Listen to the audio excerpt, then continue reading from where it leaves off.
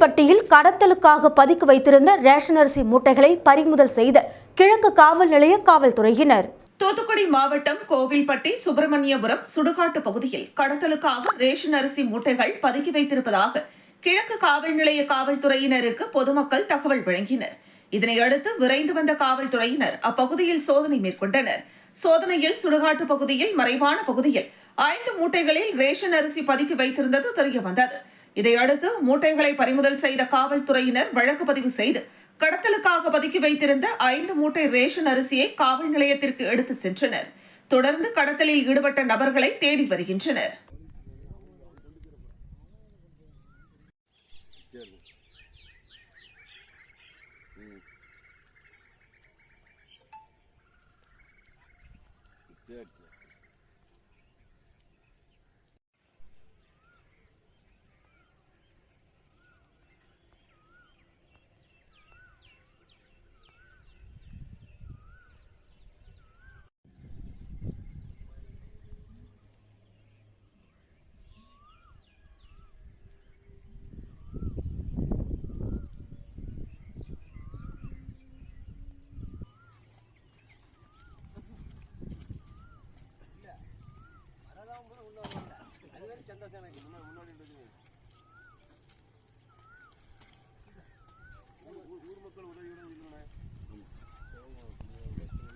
மொத்தத்தில் 3 பிளாட்டு 1,20,000.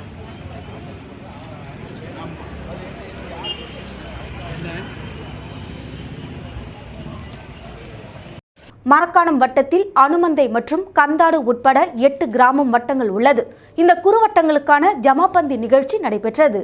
மரக்காணம் வட்டத்தில் அனுமந்தை மற்றும் கந்தாடு உட்பட 8 கிராமம் வட்டங்கள் உள்ளன. இந்த குறுவட்டங்களுக்கான ஜமாபந்தி நிகழ்ச்சி தொடங்கி 3 நாட்களாக நடைபெற உள்ளது. இந்த நிகழ்ச்சிக்கு விழுப்புரம் மாவட்ட வட்ட வழங்கல் மற்றும் பாதுகாப்பு அலுவலர் சந்திரசேகரன் தலைமை தாங்கினார். மரக்காணம் வட்டாட்சியர் நீலவேணி முன்னிலை வகித்தார். இதில் மரக்காணம் சமூக நலத்துறை அலுவலர் உஷா, வட்ட சார் ஆய்வாளர் சரவணன், மரக்காணம் மண்டல துணை வட்டாட்சியர் ராதாகிருஷ்ணன், மரக்காணம் வருவாய் ஆய்வாளர், வட்ட வழங்கல் அலுவலர் கணேஷ் ஜெயக்குமார் மற்றும் சம்பந்தப்பட்ட அதிகாரிகள் கலந்து கொண்டனர். இதில் மரக்காணம் குறுவட்டத்திற்குட்பட்ட கிராமங்களில் இருந்து பட்டா மாற்றம், மின் இணைப்பு, சாலை வசதி, முதியோர் உதவித்தொகை உள்ளிட்ட பல்வேறு கோரிக்கைகளை வலியுறுத்தி 150க்கும் மேற்பட்ட மனுக்களை பொதுமக்கள் கொடுத்தனர். இந்த மனுக்களை மரக்காணம் வருவாய் தீர்வாயத்திற்கு தலைமை தாங்கிய மாவட்ட வட்ட வழங்கல் மற்றும் பாதுகாப்பு அலுவலர் சந்திரசேகரன் பெற்றுக் கொண்டார். இதனைத் தொடர்ந்து மரக்காணம் வட்டத்தில் ஜமாபந்தி நடைபெறுகிறது.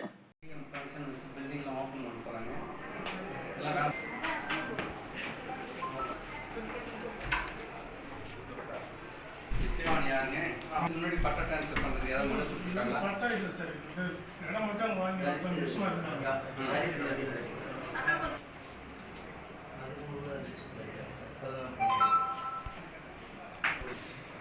நான் இதை பில் கைது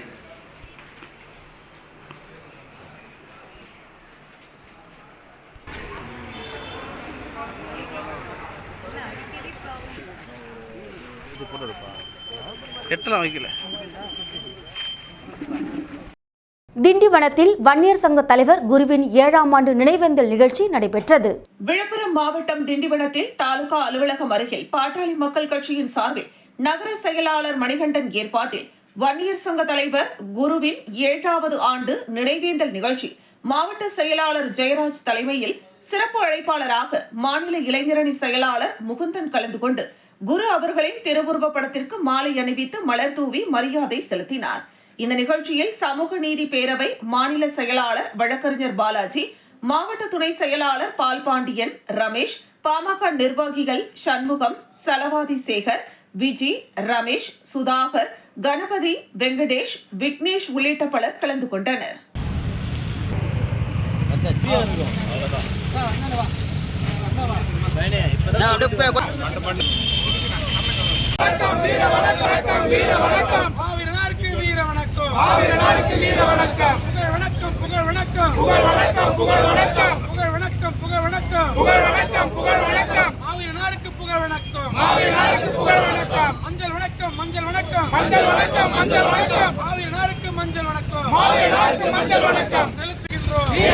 செலுத்துகின்றோம். மஞ்சள் வணக்கம் மஞ்சள் வணக்கம் மஞ்சள் வணக்கம் மஞ்சள் வணக்கம் ஆவியனாருக்கு மஞ்சள் வணக்கம் வணக்கம் செலுத்துகின்றோம் வணக்கம் செலுத்துகின்றோம்.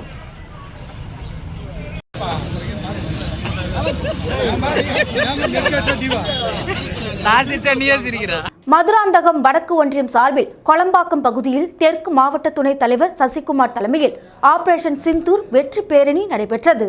செங்கல்பட்டு தெற்கு மாவட்ட தலைவர் டாக்டர் பிரவீன்குமார் வழிகாட்டுதலின்படி மதுராந்தகம் வடக்கு ஒன்றியத்திற்குட்பட்ட அனைத்து கிளைகளிலும் பாகிஸ்தானுக்கு எதிராக ஆபரேஷன் சிந்தூர் போரில் இந்தியா வெற்றி பெற்றதை கொண்டாடும் விதமாக கொளம்பாக்கம் பகுதியில் மாவட்ட துணைத் தலைவர் சசிகுமார் தலைமையில் கொளம்பாக்கம் முக்கிய வீதிகள் வழியாக 100க்கும் மேற்பட்டோர் ஆபரேஷன் சிந்தூர் போரில் பாகிஸ்தானுக்கு எதிராக இந்தியா வெற்றி பெற்றதை கொண்டாடும் விதமாகவும் பிரதமர் நரேந்திர மோடி மற்றும் முப்படைகளுக்கு நன்றி தெரிவிக்கும் விதமாகவும் நாட்டின் மூவர்ண கொடியான தேசிய கொடியை ஏந்தி பேரணியாக சென்றனர். இதில் பாரதிய ஜனதா கட்சியின் மண்டல துணைத் தலைவர் முத்துலட்சுமி மற்றும் கிளை நிர்வாகிகள் 100க்கும் மேற்பட்டோர் இந்த பேரணியில் கலந்து கொண்டு சிறப்பித்தனர்.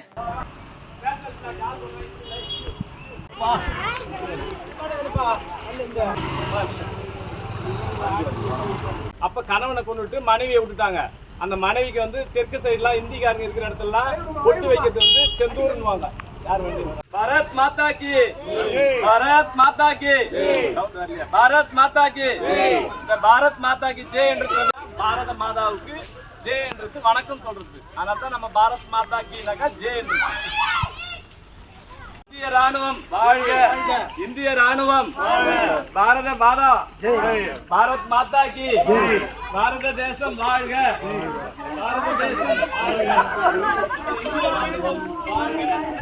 மோடி அவர்கள் நரேந்திர மோடி அவர்களுக்கு ஒரு இந்திய ராணுவத்திற்கு மனைவியோட சுற்றுலா சென்று அந்த இயற்கையெல்லாம் கண்டுகளிக்கின்ற பொழுது அங்கே பாகிஸ்தான்ல செயல்பட்டு கொண்டிருக்கின்ற அந்த தீவிரவாதிகள் நம்மளுடைய இந்திய தேசத்து பொதுமக்களை 26 பேர் ஆண்கள், எல்லாருமே ஆண்கள் தான், அந்த 26 பேரை கொன்று குவிச்சிட்டாங்க.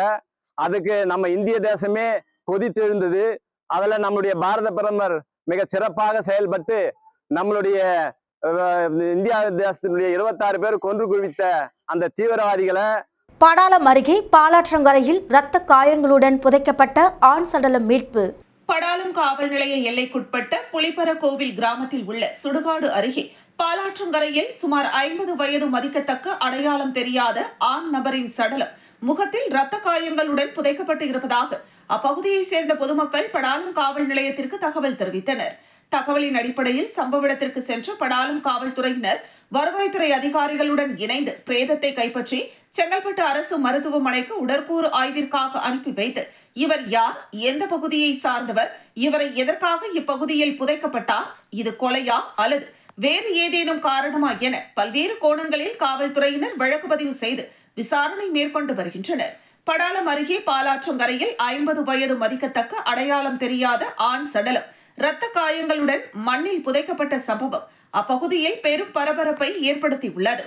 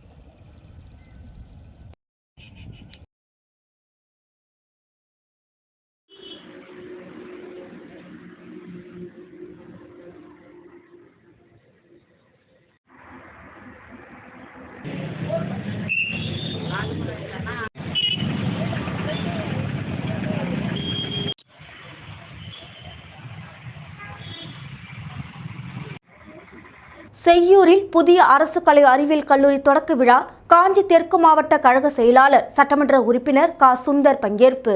செங்கல்பட்டு மாவட்டம் செய்யூரில் புதிய அரசு கலை அறிவியல் கல்லூரி நடப்பாண்டில் தொடங்கப்படும் என தமிழக அரசு சார்பில் தமிழ்நாடு முதலமைச்சர் மு.க. ஸ்டாலின் அறிவித்திருந்தார். அதன் அடிப்படையில் 2025-2026 கல்வியாண்டிற்கான புதிய அரசு கலை அறிவியல் கல்லூரி தொடக்க விழா செய்யூர் அரசு ஆண்கள் மேல்நிலைப்பள்ளி வளாகத்தில் தமிழ்நாடு முதலமைச்சர் மு.க.ஸ்டாலின் காணொலி காட்சி வாயிலாக தொடங்கி வைத்தார். இந்த நிகழ்ச்சியில் மாவட்ட ஆட்சித்தலைவர் அருண்ராஜ், காஞ்சி தெற்கு மாவட்ட கழக செயலாளர் சட்டமன்ற உறுப்பினர் சுந்தர், காஞ்சிபுரம் நாடாளுமன்ற உறுப்பினர் செல்வம், செய்யூர் தொகுதி சட்டமன்ற உறுப்பினர் பனையூர் பாபு ஆகியோர் கலந்து கொண்டு புதிய கல்லூரியில் குத்துவிளக்கு ஏற்றி திறந்து வைத்தனர். இந்த நிகழ்ச்சியில் திமுக ஒன்றிய செயலாளர் எம்.எஸ். பாபு, ராமச்சந்திரன், ஒன்றிய கவுன்சிலர் கிருஷ்ணவேணி தணிகாசலம் உள்ளிட்ட பலர் கலந்து கொண்டனர். இந்த செய்யூர் தொகுதியில் அரசு கலை அறிவியல் கல்லூரி அமைத்துக் கொடுத்த தமிழக முதலமைச்சருக்கு அப்பகுதி மாணவர்கள் நெஞ்சார்ந்த நன்றியை தெரிவித்தனர்.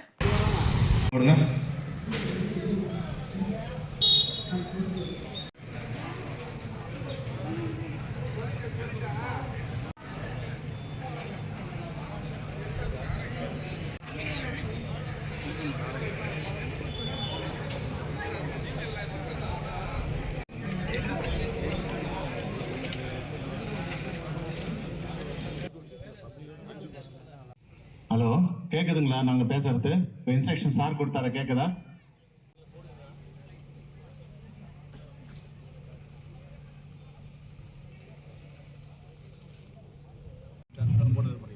Okay sir.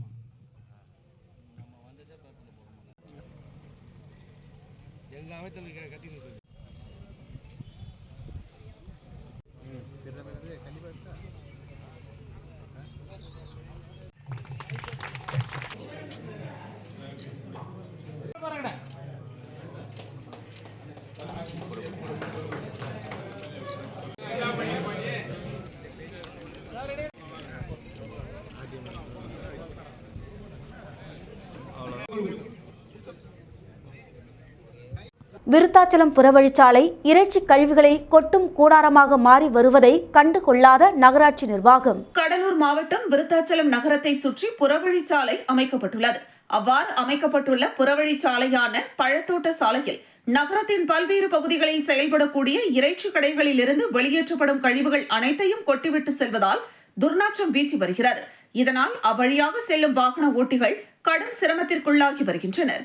மேலும் இறைச்சி கழிவுகளால் தொற்று நோய் ஏற்படும் அபாயம் உள்ளதால் நகராட்சி நிர்வாகம் இறைச்சி கழிவுகளை கொட்டும் நபர்கள் மீது உரிய நடவடிக்கை எடுக்க வேண்டும் எனவும், கொட்டப்பட்டுள்ள இறைச்சி கழிவுகளை அகற்ற வேண்டும் எனவும் வாகன ஓட்டிகள் கோரிக்கை வைத்துள்ளனர்.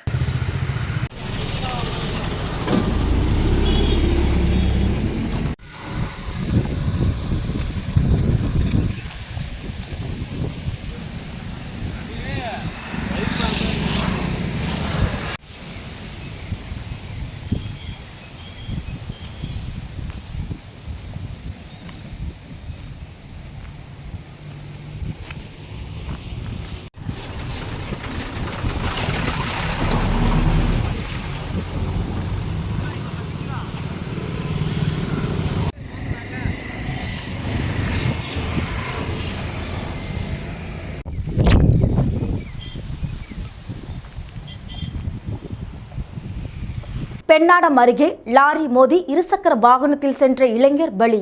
கடலூர் மாவட்டம் பெண்ணாடம் சோழநகரை சேர்ந்தவர் பாண்டியன் மகன் விடுதலை செல்வன். இவர் பெயிண்ட் அடிக்கும் கூலி வேலை செய்து வருகிறார்.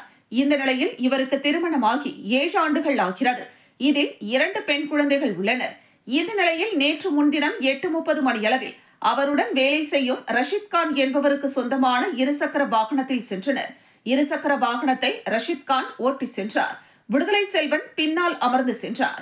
அப்போது இறையூர் மெயின் ரோடு அருகே சென்றபோது இருசக்கர வாகனத்திற்கு பின்னால் வந்த பல்கர் லாரி ஒன்று அதிவேகமாக வந்து மோதியது. இதில் இருசக்கர வாகனத்தில் இருந்த ரஷித்கான் மற்றும் விடுதலை செல்வன் இருவரும் தூக்கி வீசப்பட்டனர். சம்பவத்தில் பலத்த காயம்பட்ட இருவரும் அரியலூர் மருத்துவக் கல்லூரி மருத்துவமனையில் சிகிச்சைக்காக அனுமதிக்கப்பட்டனர். அங்கு சிகிச்சை பலனின்றி விடுதலை செல்வன் மட்டும் பரிதாபமாக உயிரிழந்தார். இதுகுறித்து விடுதலை செல்வனின் மனைவி பிருந்தா என்பவர் கொடுத்த புகாரின் அடிப்படையில் பெண்ணாடம் காவல்துறையினர் வழக்கு பதிவு செய்து விசாரணை மேற்கொண்டு வருகின்றனர்.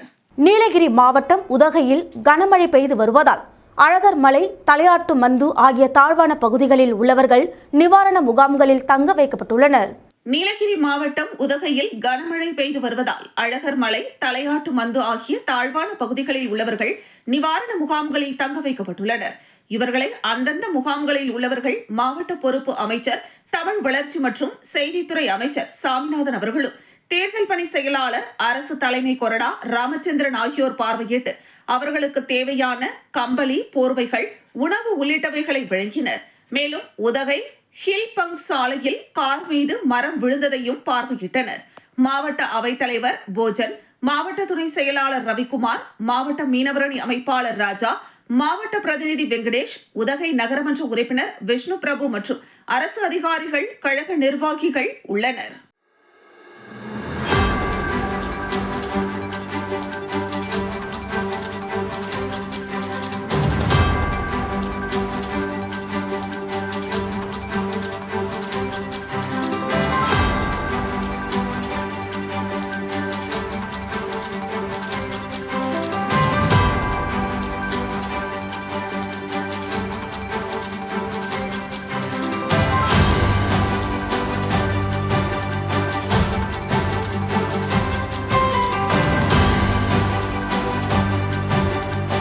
டாக்டர் கலாம் மக்கள் இயக்கம் சார்பாக உத்திரமேரூர் தாலுகாவில் பொதுத் தேர்வில் முதலிடம், 2ஆம் இடம் பிடித்த மாணவ மாணவிகளுக்கு பரிசுகள் வழங்கி பாராட்டு தெரிவித்தனர்.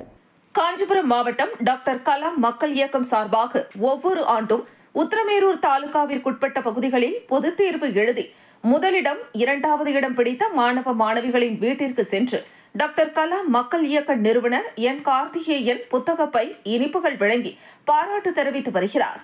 இந்த வருடம் காவித்தண்டலம் மாணவியின் பெயர் பூமிகா, 10ஆம் வகுப்பு, ஒரக்காட்டுப்பேட்டை அரசு உயர்நிலைப் பள்ளி. பெற்றோரின் பெயர் கஜேந்திரன், குமாரி. ஒரக்காட்டுப்பேட்டை அரசு உயர்நிலைப் பள்ளி மாணவி லோகேஸ்வரி, 10ஆம் வகுப்பு. மாணவியின் பெற்றோர் உதயகுமார், திலகவதி. ஆத்தூர் பகுதியைச் சேர்ந்த மாணவன் பாலகிருஷ்ணன், அரசு உயர்நிலைப் பள்ளி ஒரக்காட்டுப்பேட்டை, 12ஆம் வகுப்பு. மாணவனின் பெற்றோர்கள் கிருஷ்ணமூர்த்தி, மகாலட்சுமி. சீதாவரம் மாணவியின் பெயர் கோமதி, 10ஆம் வகுப்பு. அமல அன்னை மேல்நிலைப் பள்ளி. பெற்றோர்கள் ஹரிதாஸ், பவானி. காவித்தண்டலம் பூமிகா, 10ஆம் வகுப்பு மற்றும் மஞ்சுபிரியா, 12ஆம் வகுப்பு. பெற்றோர்கள் கஜேந்திரன், குமாரி. அரசு உயர்நிலைப் பள்ளி ஒரக்காட்டுப்பேட்டை. மாணவியின் பெயர் இலக்கியா, அரசு உயர்நிலைப் பள்ளி, 10ஆம் வகுப்பு. சிதண்டி மண்டபம். பெற்றோர்கள் கண்ணதாசன், ஜெயலட்சுமி. மாணவனின் பெயர் ஜெயசூரியன், அமல அன்னை மேல்நிலைப் பள்ளி, 10ஆம் வகுப்பு. பெற்றோர்கள் வேதநாயகம், ஜெயலட்சுமி. சீத்தனஞ்சேரி மாணவியின் பெயர் ஸ்வேதா, 10ஆம் வகுப்பு. சிதண்டி மண்டபம் அரசு உயர்நிலைப் பள்ளி. பெற்றோர்கள் கதிரேசன், ராதா. மாணவியின் பெயர் ஜனனி, முளகினி மேனி ககிராமம், 11ஆம் வகுப்பு. அமல அன்னை மேல்நிலைப் பள்ளி. பெற்றோர்கள் மோகன்தாஸ், சங்கீதா. மாணவன் பெயர் ராஜேஷ், 12ஆம் வகுப்பு. அமல அன்னை மேல்நிலைப் பள்ளி, பேரணக்காவூர். பெற்றோர்கள் மகிமைராஜ், கனிமொழி. மாணவன் பெயர் சந்தோஷ், 12ஆம் வகுப்பு. அமல அன்னை மேல்நிலைப் பள்ளி. பெற்றோர்கள் தினகரன், கீதா. இவர்கள் அனைவரின் வீட்டிற்கும் சென்று மாணவ மாணவிகளுக்கு சால்வை அணிவித்து புத்தகப்பை, இனிப்புகளை டாக்டர் கலாம் மக்கள் இயக்க நிறுவனர் கார்த்திகேயன் வழங்கினார். இந்த நிகழ்ச்சியில் டாக்டர் கலாம் மக்கள் இயக்க நிர்வாகிகள் உடனிருந்தனர்.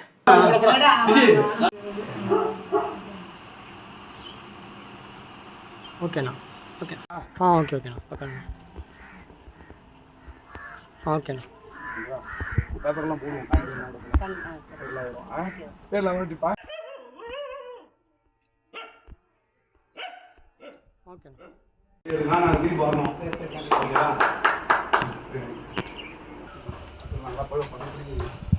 பாப்பா ஸ்கூல் ஃபர்ஸ்ட், இதுல செகண்ட். 12 பாப்பா ஸ்கூல் ஃபர்ஸ்ட்.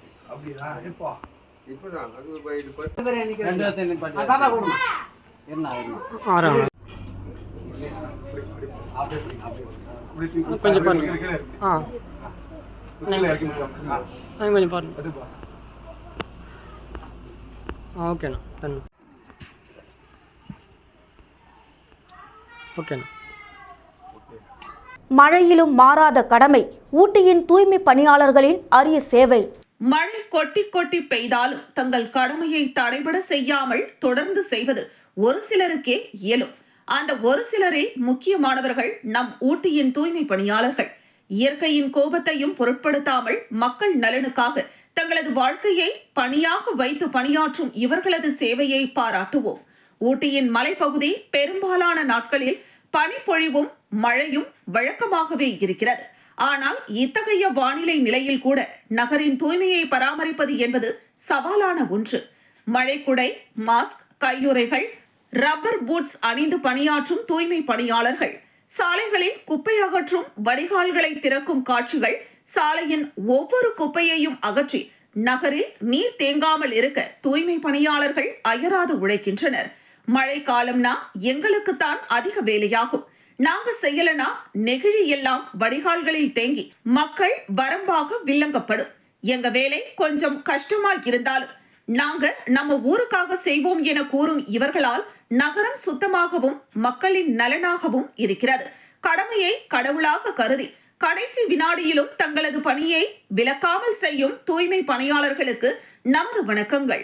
ஊட்டி மட்டுமல்ல, தமிழகத்தின் ஒவ்வொரு நகரத்தையும் தூய்மையாக்கும் இந்த மறுநாயகர்களை நாம் மறந்துவிடக் கூடாது. மழை பொழிகிறது, மக்கள் குடையுடன் ஓடுகின்றனர். ஆனால் சிலர் மழைக்குள் நனைய வேண்டும் என நின்று கொண்டிருப்பவர்களே நம் தூய்மை பணியாளர்கள்.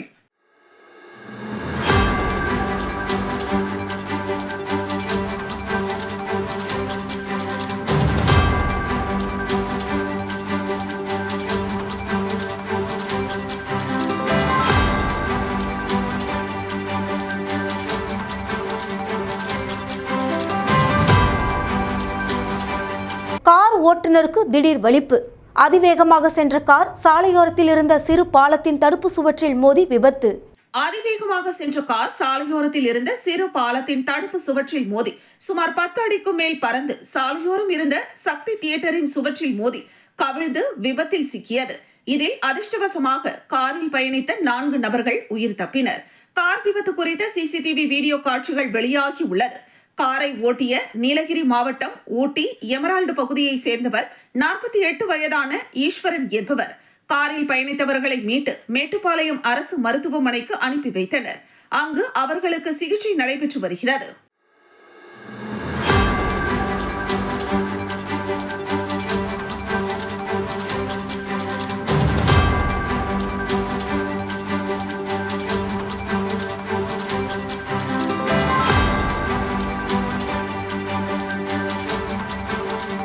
காஞ்சிபுரம் மாவட்ட கழக செயலாளர் SP.K. தென்னரசு பிறந்தநாள் விழா நிர்வாகிகள் சந்தித்து வாழ்த்து. தமிழக வெற்றி கழகம் காஞ்சிபுரம் மாவட்ட கழக செயலாளர் SP.K. தென்னரசுவின் பிறந்த நாளை முன்னிட்டு கழக பொதுச் செயலாளர் ஆனந்த் அவர்களிடம் நேரில் வாழ்த்து பெற்று பின்னர் காஞ்சிபுரம் அவரது இல்லத்தில் உத்தரமேரூர் மத்திய ஒன்றியம் சார்பாக கழக நிர்வாகிகள் நேரில் மரியாதை நிமித்தமாக சந்தித்தனர். மற்றும் காஞ்சிபுரம் மாவட்டத்திற்குட்பட்ட குன்றத்தூர், ஸ்ரீபெரும்புதூர் மற்றும் பல பகுதிகளில் இருந்தும் மாவட்ட, ஒன்றிய, நகர, பேரூர் அணி என ஏராளமான கழக நிர்வாகிகளும் தொண்டர்களும் ஊர் பொதுமக்களும் கலந்து கொண்டு பிறந்தநாள் வாழ்த்துக்களை தெரிவித்துக் கொண்டனர். மற்றும் அவரது பிறந்த நாளில் அன்னதானம் மற்றும் நலத்திட்ட உதவிகள் வழங்கப்பட்டது.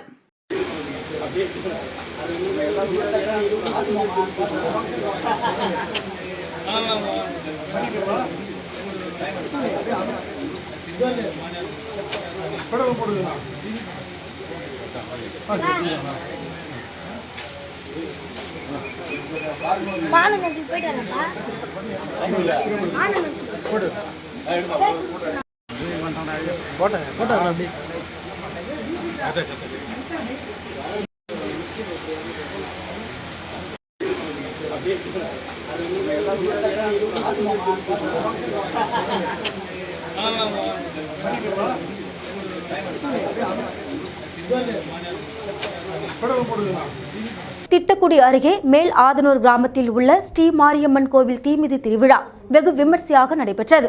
இதில் ஏராளமான பக்தர்கள் தீ மிதித்து தங்களது நேர்த்திக் கடனை செலுத்தினர்.